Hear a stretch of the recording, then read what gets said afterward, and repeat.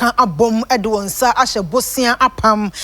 grant agreement 5 million euros ase we ebebo ye pamampunjuma gudu ye ewo memu no aban atumi de sika no ererem na wate ne nsa edi afiri ho na wo ba wo mayimu a wosoafo hye obo ade bobre ne ma atwi ho ahia bode nyasa pani firi djuma nsam so Professor Kwabena Frimpong Boaten wonu na gina Ghana man na mu me de nsa hye sa apam na se na Germany so osoafo hye hu masua nsam so honom eye anja Kalichek ono so ene gina Germany man na mu edi ne nsa hye sa apam no ase.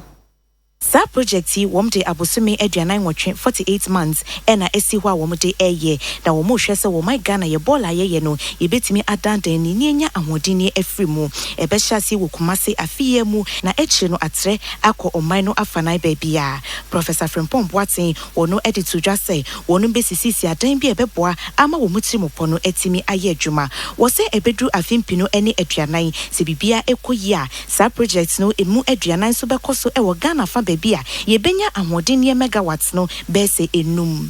ye beye a pilot waste to energy plant bi ya ye beye solar panel ne de ye kan ho plastic waste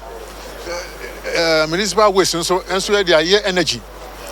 ne ya konya ye de carbon waste to energy no ni solar energy ne je say de aboa eno beye pilot here universities be in Germany and the Ghana high universities and a CSI a carbon near San Adriano. And to buy no sa agreement on the San pay. See a Beshasa project Nasi. Near the Anya and Yamahuading, after environment is no clean am I and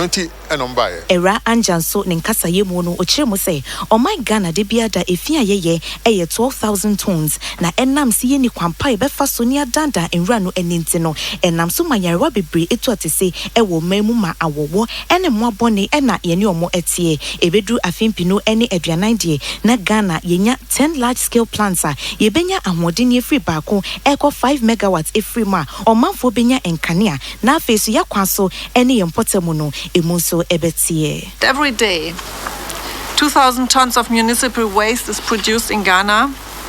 and it's inadequate processed, if at all. This lack of treatment has serious consequences: health risks, pests, and environmental pollution. And domestic waste is responsible for around a quarter of Ghana's total greenhouse gas emissions. And that does not include the tons of waste which washes up on Ghana's coast where it rots on the beaches.